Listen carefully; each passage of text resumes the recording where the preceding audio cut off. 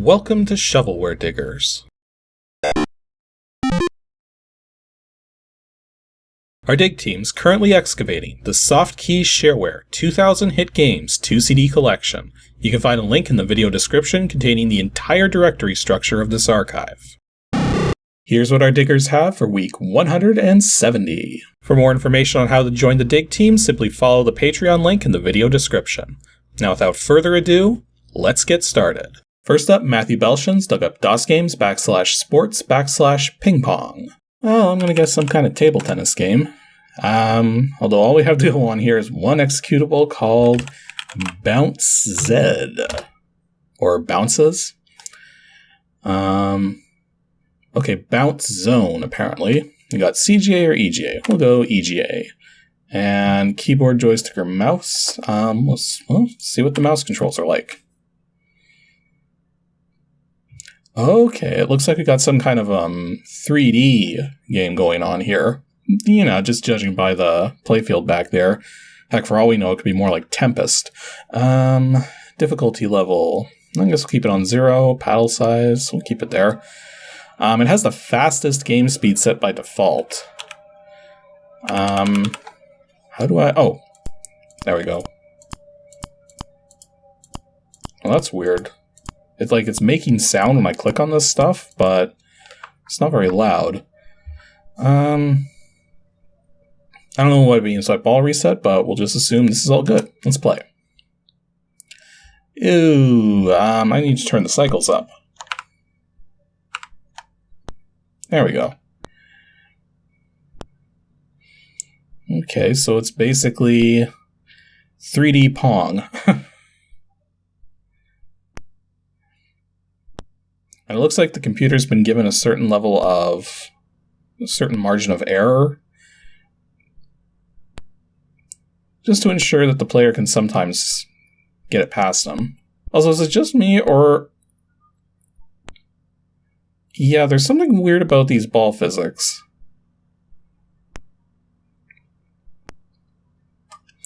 Because it almost seems like the ball's capable of hitting the paddle when it's... Well, first of all, the ball isn't very big. Like, I mean, when you take a comparison of how big the ball is when it's way at the back compared to how big it is when it's close to the front, it's actually... It doesn't follow the same sizing as the grid in the background there. Which is kind of disorienting. Also, when am I actually going to get a point against the computer? Because, you know, the way the computer was moving the paddle, I kind of presumed that the computer would eventually miss it, but... Okay, see if you can hit that. Oh, sure. Also, I like how it's drawing the, you might notice the flicker going on here. It's actually doing the erase and redraw of the computer paddle, which is in the background, after the player paddle, which is in the foreground. So you can actually see the outline of the blanking that's going on. It's like an inverse Z buffer going on right there. Okay, I don't really have much more to say about this one. So this is Bounce Zone. It's a game. It's a 3D Pong variant that has some perspective issues and some drawing issues. I mean, it plays okay. I don't like the fact that the ball doesn't seem to be, Okay, finally, can you miss it? How did he hit that? How did he hit that? The computer's not tracking the ball perfectly, and that's somehow counted as a hit. But yeah, the ball does not seem to be covering the perspective very well, given the grid that's in the background there. So it's disorienting the play, and it's like... The computer seems to be intentionally designed to make you think you can win when you can't. Yeah, this is... It works, but it's not that fun. Next up, Michael Madsen's dug up WINGAMES /educate /FLIPWO. Okay, so this is clearly something that involves, like, flipping something. Well, it's called Flip Out.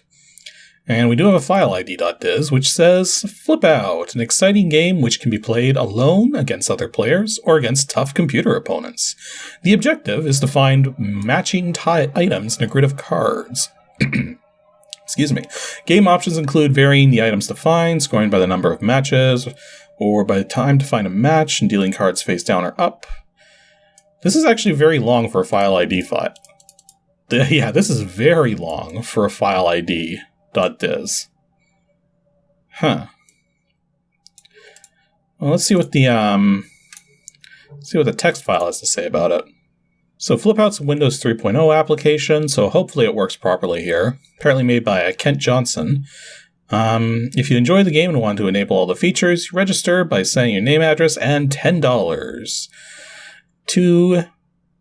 Why does he want you to address it to Flip Out instead of to himself?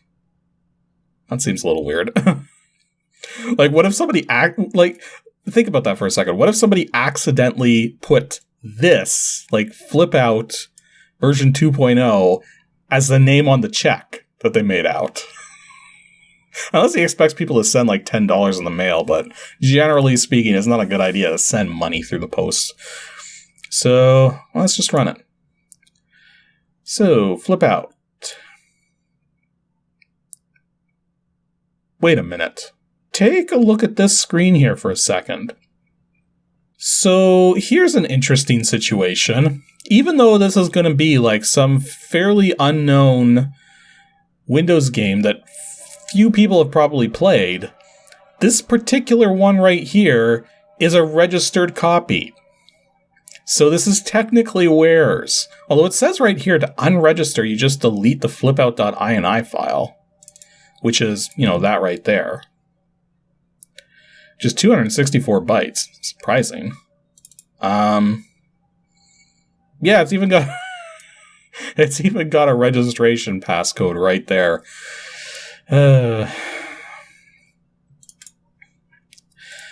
Leave it to this program. Leave it to this collection of games to not only Ware's the stuff that, people have probably heard of, or that was sold on commercial shelves, but also the stuff, for people who are just trying to make a few bucks. Jeez. Oh, we have a maximize button. Does it maximize? Holy heck, it does. I honestly was not expecting that to work. Because, look at this. These look like they would just be icons, right? But no, this one actually maximizes. Now that is impressive. Okay, so player setup. So we can set any number of players here. We can also make them computer players. We'll just leave it on 2. Apparently we can set different levels to the computer player. And of course we'll set myself up as well. What about game setup? Okay, so we can set the number of rows and the number of columns. What's the limit? Whoops. So if I do that, okay, number of rows must be a number between 1 and 13 for the times game. Okay, what about the next one? And columns is limited to 1 and 8. So 13 by 8 is the maximum size of the grid. Or not. It says number of cards must be between 4 and 75. So whatever selections you set here, it's limited to 75 cards total. And apparently there's also whammy cards, whatever those do, and wild cards. So you can either do it as a time game or based on number of matches. Apparently you can also do it on different things here too. Like right now at the background there, you can see that it's a combination of times and clock faces. But you can also do it as money-based, dice-based, fractions, and measurement. Okay, I think I get why it would be time-based now. So if you have the cards face up, as a time-based game, then it's coming down to how quickly can you make your turns based on what you see, given the fact that you're not matching two things that look identical. You have to look at what the clocks look like and match them with the appropriate, Numbers. I get it. Oh, apparently the number of columns and rows actually changes based on which format you're going with. So the number of columns must be between 1 and 4 if you're playing as a money-based. Okay, so we'll do 4 columns and 12 rows. Does that work? Nope, tops out at 11. 4 columns and 11 rows. So it'll be 44 cards then. I think I just crashed it. Okay, maybe we'll just leave it on the times mode. I'll try setting it to face down a number of matches again, but we'll leave it on the time base setting. So I think maybe it was just like an error in relation to the just the way this is a Windows 3.0 game, not a 3.1 game, so it might be having difficulties in that sense. But anyway, so we got 945 there and 815 there. Ooh, they don't stay up on screen very long. Okay, what was that one? I think that one was 930 or something.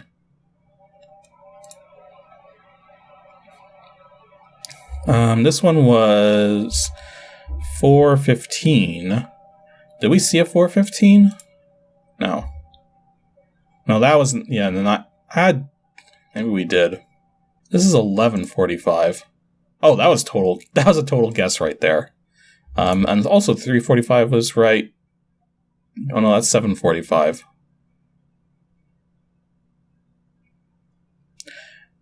Okay, so this one is definitely 945.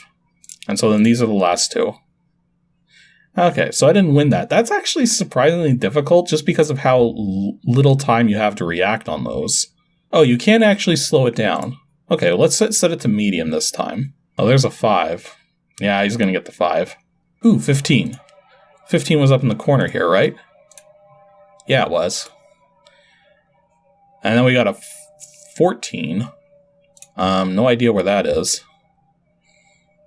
There's a 3. There's a 10.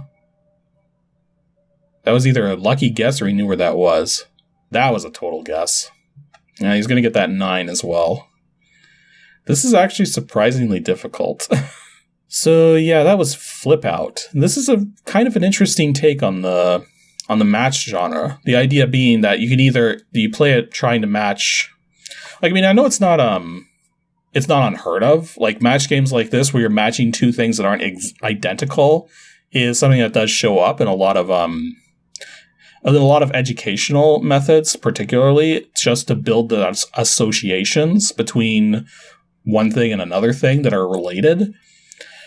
And it is interesting that this game does it with, a huge variety of options. And it's also interesting that it does do it as something where instead of playing it for winning for matches, you could instead play it as timed and have the cards face up. And then it's a matter of how fast can you do it.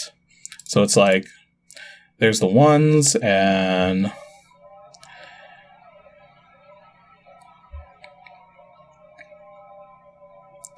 I don't understand what the computer's actually doing at the moment. Okay, so it stays his turn until he makes a match. So I make a match. Oh wait, that was a whoops. For some reason I thought that was a 4. That is clearly a 5. So yeah, this is definitely an interesting way of doing it.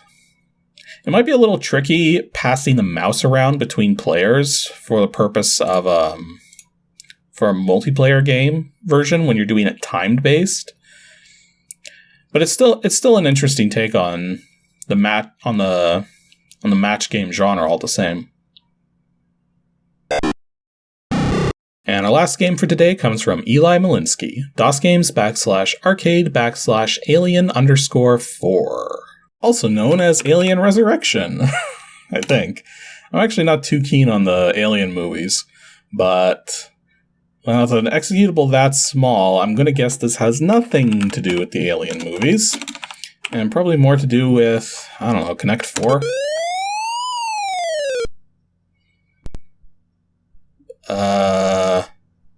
Okay. So we started up with a 640 by 200 CGA starship thing. It didn't last very long. And apparently this Kurt J. Grubber really wants us to know that he did a whole bunch of stuff with this game. Okay. Press any key to continue. I can do that.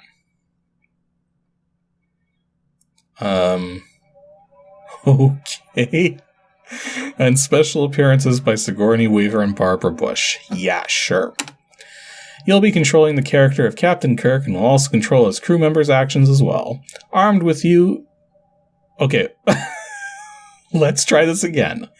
Armed with you 50-watt kilo-zap phaser taser laser and controlling your very own state-of-the-art Hovomatic hover chair that floats you approximately 12 centimeters above the ground. Okay. Also great for transportational purposes. That is spelled so wrong.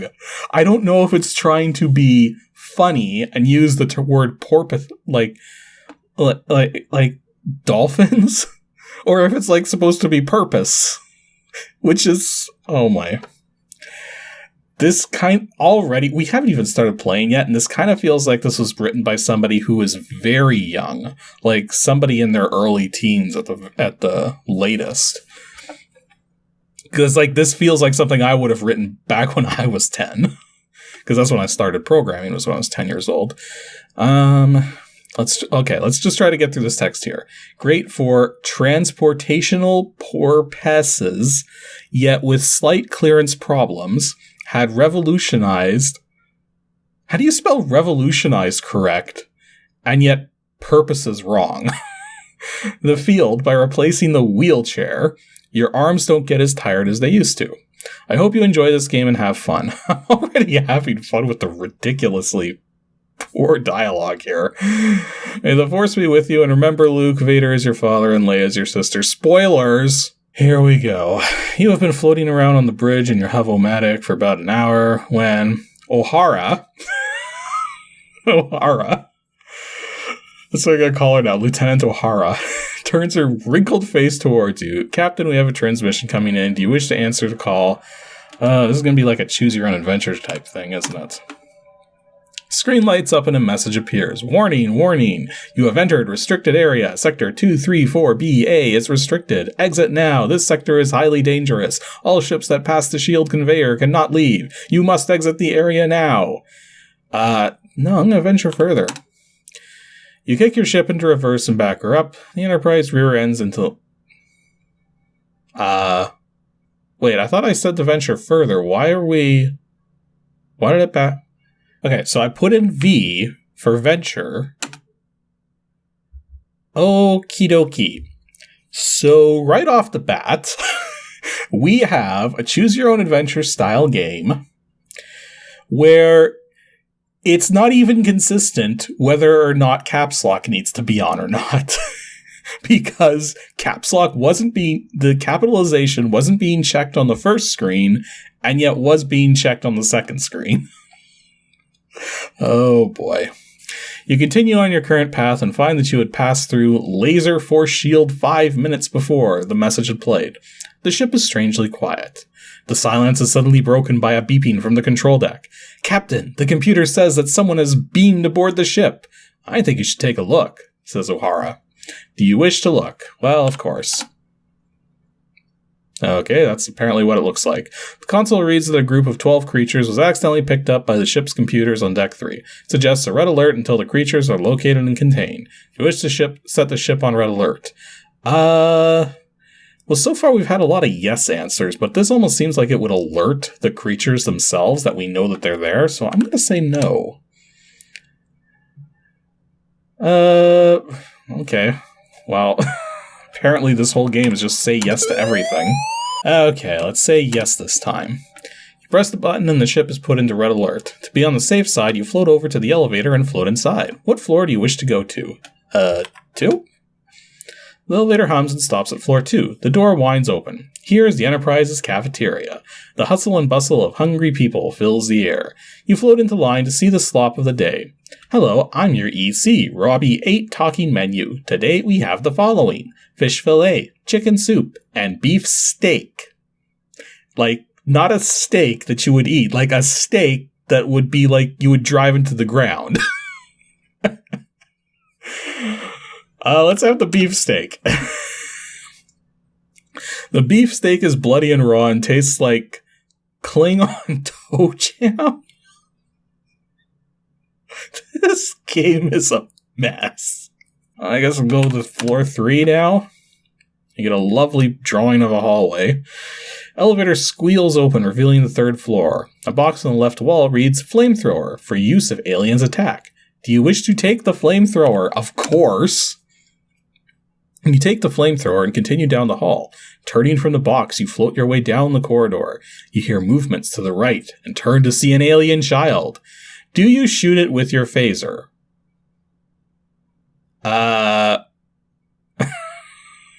Oh boy. Though so far, anytime we've had to say no to a situation, it's pretty much been instant death.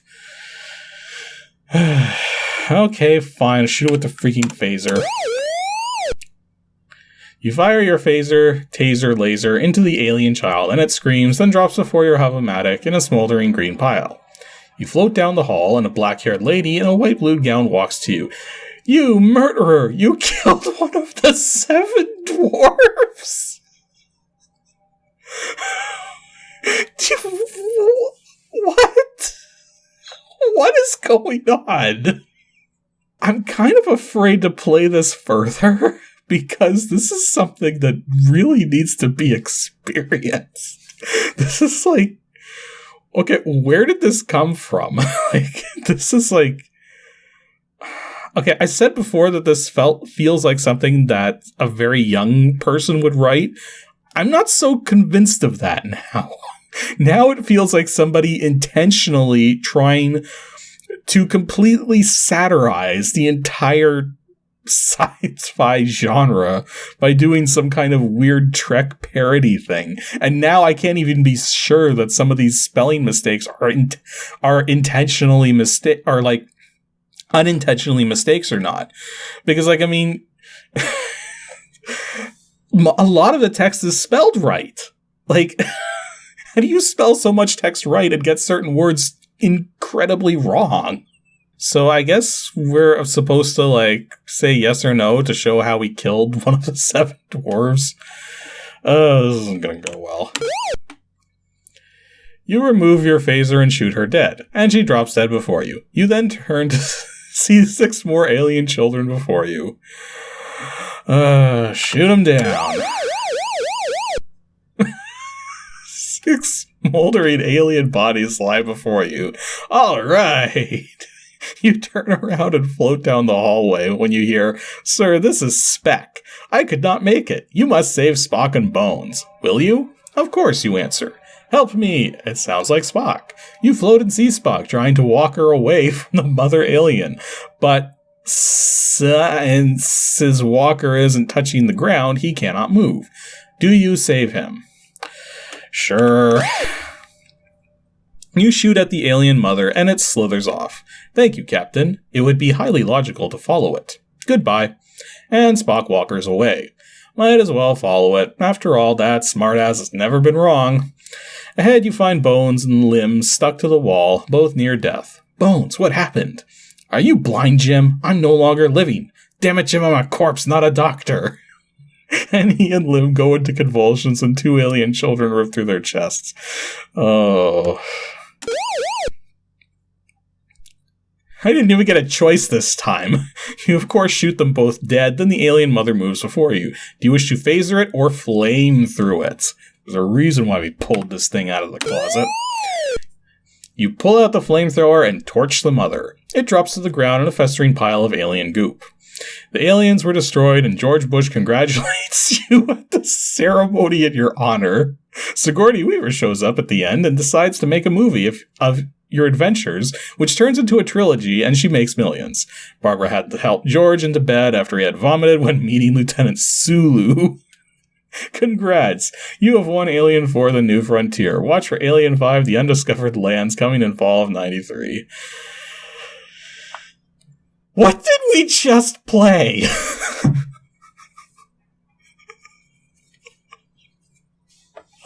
Oh my gosh. Okay. Someone let me know if this exists somewhere online.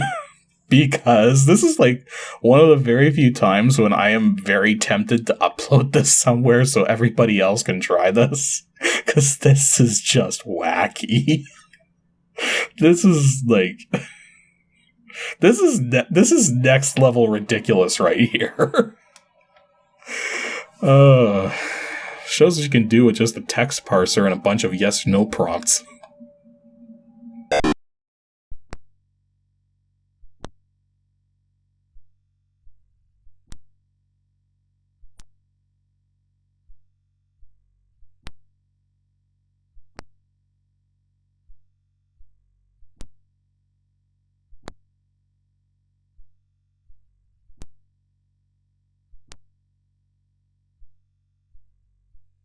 There, I finally got a point against him. Jeez.